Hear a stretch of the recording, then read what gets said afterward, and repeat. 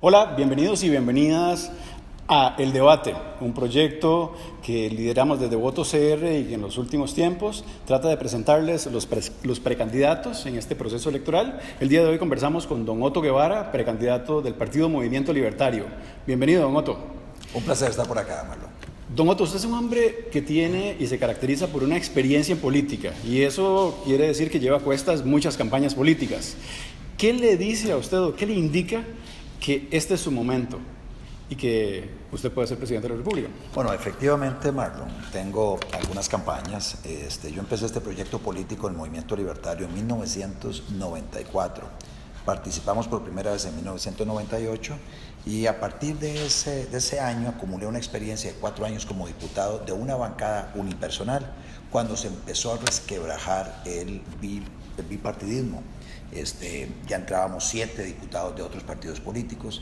Ya a partir del 2002 nuestra bancada legislativa fue aumentando de tamaño.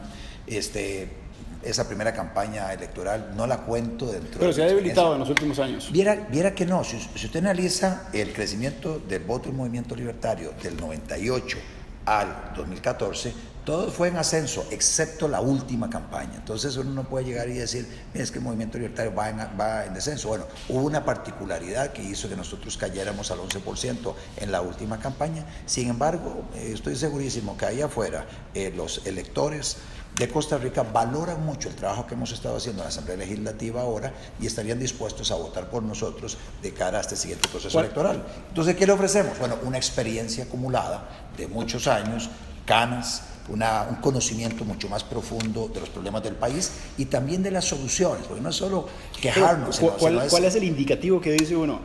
Esa ciudadanía está con don Otto. ¿Cuál es el indicativo que le hace a usted? Voy a tirarme al agua otra vez. Imagínense que para un partido político liberal, cuando nosotros arrancábamos, éramos de verdad como los raros del barrio. O sea, era totalmente cuesta arriba la cosa. En aquella época había monopolios para todo. Bueno, no, nuestras ideas han ido calando y hoy usted ve, en los jóvenes especialmente, una mayor propensión a abrazar las ideas de la libertad.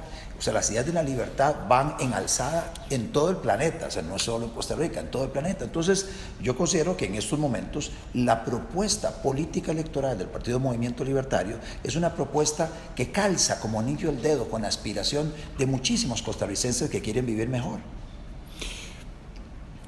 Don Otto siempre se ha opuesto a los impuestos. Así es. Con todos los precandidatos que he conversado dicen que de alguna manera hay que tocarle el bolsillo a la gente. Todos. Así es.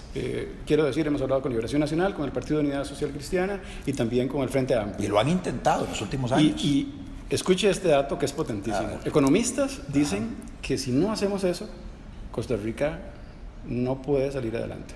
Es muy probable que esos economistas sean los que nos tienen embarcados en la situación que tenemos hoy. Porque aquí lo que hay que hacer es aumentar los ingresos tributarios, pero no metiéndole la mano en el bolsillo de los costarricenses. Es a través de más actividad económica. Reactivemos la economía para que haya mayores ingresos tributarios. Otro ejemplo. Controlemos bien los impuestos que ya existen.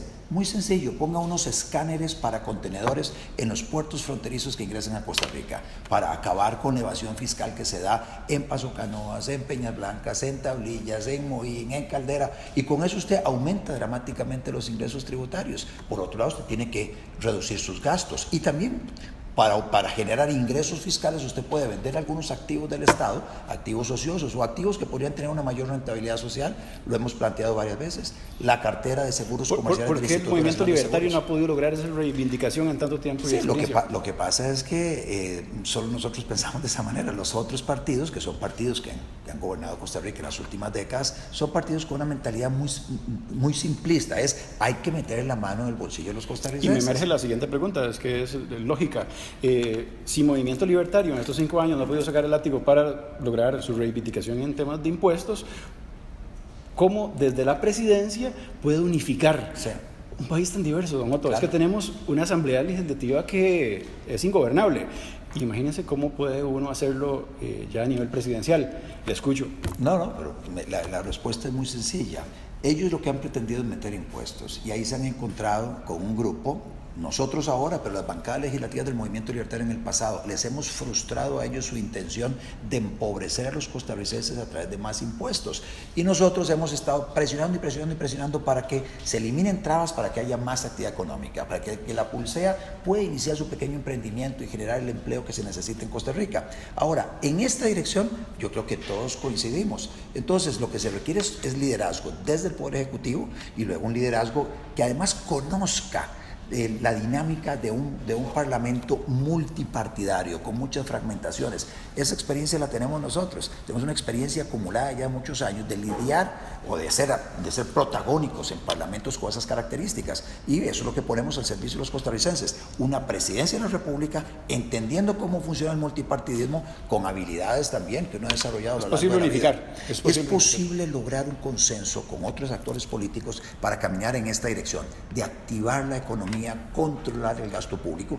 Si los sindicatos, por ejemplo, el sector público, están muy rejegos, muy reacios a que se puedan eliminar algunos privilegios absolutamente inaceptables que hay en el sector público, usted lo logra buscando una alianza con partidos políticos que sí estén de acuerdo en esa dirección. Y si no, en el peor de los casos, si usted no tiene 38 votos en la Asamblea Legislativa para impulsar algunas transformaciones de estas, pues usted va al referéndum. Acordémonos que en Costa Rica hicimos un referéndum para resolver un tema que nos tenía fracturados como sociedad, que es el tema del TLC, con las aperturas de telecomunicaciones y seguros. Entonces, podemos ir al referéndum para que sean los costarricenses los que definan si se aprueba una nueva ley de empleo público. Y recuerdo su papel en el Combo Dice, que fue fundamental. El neoliberalismo en América Latina se ha reactivado, don Otto. ¿Usted ve esperanzas en algún punto de vista sobre esta nueva posibilidad emergente que se está dando? Yo siento que, como en todo, hay péndulos.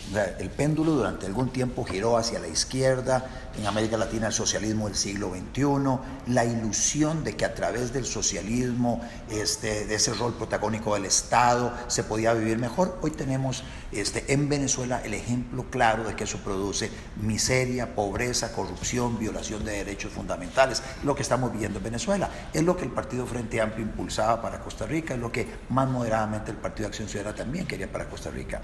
Vemos que en América Latina, en Argentina por un lado, en Paraguay por otro lado, en Perú por otro lado, o sea, las cosas han ido cambiando. Vemos lo que sucedió ahora en Ecuador, un rol muy importante de Guillermo Lasso, casi ganan la elección, pero además él quiere una gran cantidad de diputados con pensamiento diferente para el Congreso en Ecuador. Así que sí, vemos un cambio en el péndulo en América Latina, y eso es una esperanza. También lo vemos a nivel mundial. Vea lo que acaba de pasar en Francia, por ejemplo. Es un liberal progresista que llega al poder. Entonces, nosotros... Una gran cantidad de compromisos, dicen, a nivel bancario. Esa parte la desconozco. Lo que sí sé es que hay una agenda, por lo menos lo que ha dicho, de defender libertades económicas y libertades individuales. Y esa parte es importante. Aparentemente todavía en un país como Francia, tan estatista, con tanto corporativismo, desarmar eso no es fácil. Aquí en Costa Rica tenemos sí todavía mercantilismo, tenemos un Estado muy protagónico, las cosas hay que hacerlas poco a poco, pero claramente, definiendo cuál es ese norte, cuál es esa ruta, y nosotros la tenemos muy clara. Nosotros somos un partido que promueve la actividad económica, especialmente para los más chiquitillos. ¿Es Maduro un impresentable? Maduro es un dictador. Maduro está violentando derechos de los más de 20 millones de venezolanos todos los días, los está empobreciendo, y además es el líder de una banda de corruptos que se ha enriquecido con los recursos del pueblo venezolano. ¿Fue Correa el único presidente de América Latina que logró capitalizar con inteligencia un modelo económico diferente? Y Correa, acordémonos que esos países que estuvieron bajo la égida del socialismo del siglo XXI, pero especialmente Bolivia, Ecuador y Venezuela, echaron mano a recursos naturales muy importantes que tienen esos países, y eso les permitió sostenerse. Correa, se encontró en una situación donde no podía seguir, aferrado al poder. Escoge a quien le sucedió, al señor Moreno, es el que gana finalmente. Algunas cosas se hicieron bien en Ecuador, otras se hicieron muy mal, y eso es lo que generó un disgusto en la ciudadanía que casi le da el triunfo a Guillermo Lasso. Bueno, aquí en Costa Rica nosotros estamos seguros de que le ha llegado el momento a la libertad y a las tesis que el movimiento libertario ha venido impulsando durante tanto tiempo y que ahora estoy seguro los costarricenses estarán dispuestos a darnos esa oportunidad que nos han negado en el pasado. ¿Cuál es el papel de las juventudes en movimiento libertario? Sobre todo, ahora conversaba antes de iniciar el debate, sí, que ha tenido una gran fuga en el caso particular del movimiento libertario. Hay un grupo pequeño de personas que estuvieron en la juventud del movimiento libertario que hace algunos meses, yo diría hace como un año y el resto, se fueron a buscar suerte en otros lugares.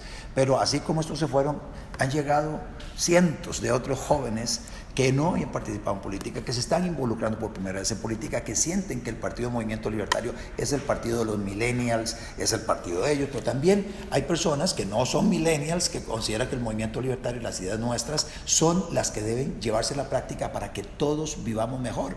¿Qué es lo que buscamos a final de cuentas? O sea, buscamos que las personas puedan desarrollar toda su potencialidad y puedan buscar su felicidad como cada quien la prescriba, no como se la dicte un burócrata, alguien por allá que se cree superior a los demás. No, buscamos crear las condiciones para que las personas sean felices haciendo lo que les gusta, puedan desarrollarse, puedan ganarse su platica trabajando, ya sea como asalariados o como emprendedores. Don Otto, es la imagen del movimiento libertario. ¿Cuál es el referente de las juventudes en este momento? Bueno, realmente, dichosamente, hay ya más referentes. Usted va a entrevistar en algún momento a mi colega diputada, la diputada Natalia Díaz Quintana. Ella es un referente de la juventud, es una persona que tiene 32 años, calza dentro de ese perfil, es referente porque es una figura en la Asamblea Legislativa, es la vicepresidenta del Congreso de la República, la jefa de la bancada. Ha sido presidente de la Comisión de Asuntos Internacionales, de la Comisión de Asuntos Económicos. Es una persona que de alguna forma le dice a los jóvenes, miren, venga al movimiento libertario. El Partido Movimiento Libertario es un partido de oportunidades y tenemos en ella un referente de la juventud. ¿Usted le respaldaría a ella en este proceso? Por supuesto. Además, de hecho, nosotros estamos trabajando, hemos trabajado durante estos 3 años hombro a hombro. Somos un equipo de trabajo en la Asamblea Legislativa.